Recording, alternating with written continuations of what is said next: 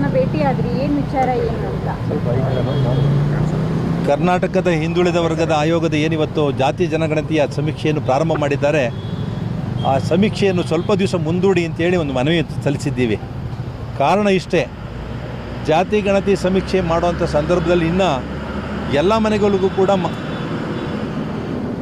House ನಂಬರ್ನ ಕೊಟ್ಟಿಲ್ಲ. ಒಂದು ನಾವೇನು ಹೇಳಿದ್ದೀವಿ ಅಂತಂದರೆ, ನಮ್ಮಲ್ಲಿ ಸುಮಾರು 15ರಿಂದ 20 ಪ್ರಮುಖ ಜಾತಿಗಳಿವೆ.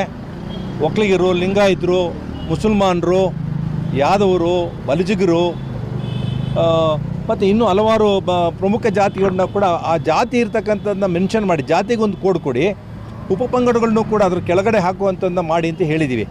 ಈಗೇನಾಗದೆ 2012ರಲ್ಲಿ ಒಂದು ಜಾತಿಯಲ್ಲಿ 800 ಚಿಲ್ಲರೆ ಜಾತಿಗಳಿದ್ದು, ಈಗ 1561 ಜಾತಿಗಳನ್ನ ಪಟ್ಟಿ ಮಾಡಿದ್ದಾರೆ. ಈ ಜಾತಿ ಪ್ರಮಾಣದಲ್ಲಿ ಯಾರೂ ಕೂಡ ಜಾತಿನ ಹೋಗಿ ಹಿಯರಿಂಗ್ ಮಾಡಿ ಅವ್ರನ್ನ ತಗೊಳ್ಳೋವಂಥದ್ದಾಗಲಿ ಮತ್ತು ಕುಲಶಾಸ್ತ್ರ ಅಧ್ಯಯನ ಮಾಡಿ ತಗೊಳ್ಳೋವಂಥದ್ದು ಮಾಡಿಲ್ಲ.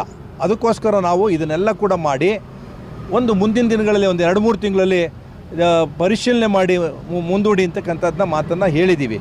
ಒಂದು ಈಗಾಗಲೇ ಏನು ಈಗ ಇವತ್ತಿಂದ ಪ್ರಾರಂಭವಾಗಿರ್ತಕ್ಕಂಥ ಹಾಪ್ಗೆ ಇನ್ನು ಸರ್ಕಾರನೇ ಅದಕ್ಕೆ ಒಂದು ತರಬೇತಿಯೂ ಕೂಡ ನೀಡಿಲ್ಲ, ಹಾಪ್ಗೂ ಕೂಡ ಅದನ್ನು ಇನ್ಸ್ಟಾಲ್ ಮಾಡಿಲ್ಲ.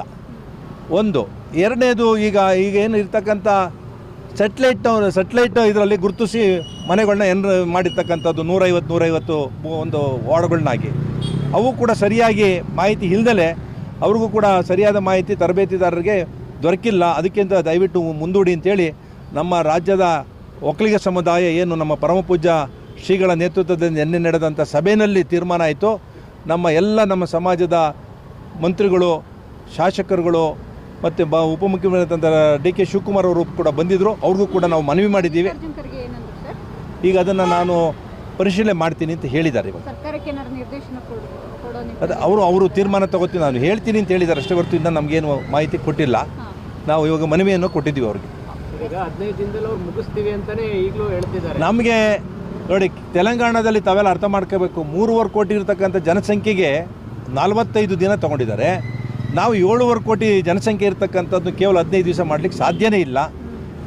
ಎರಡನೇದು ಏನು ಮನೆಗೆ ಹೋಗಿ ಸಮೀಕ್ಷೆ ಮಾಡಬೇಕಲ್ಲ, ಒಂದು ಸಮೀಕ್ಷೆಗೆ 2 ಅವರ್ ಆಗ್ತದೆ.